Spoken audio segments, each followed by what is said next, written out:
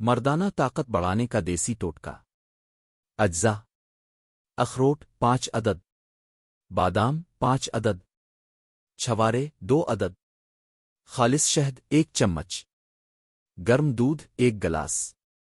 طریقہ استعمال: رات کو سونے سے پہلے اخروٹ، بادام اور چھوارے کو پانی میں بھگو دیں، اگر چاہیں تو بغیر بھگوئے بھی استعمال کر سکتے ہیں۔ صبح ان کا چھلکا اتار کر اچھی طرح پیسٹ بنا لیں۔ یہ پیسٹ 1 گلاس گرم دودھ میں شامل کریں اور اچھی طرح مکس کریں۔ آخر میں 1 چمچ خالص شہد ڈال کر اسے پی لیں۔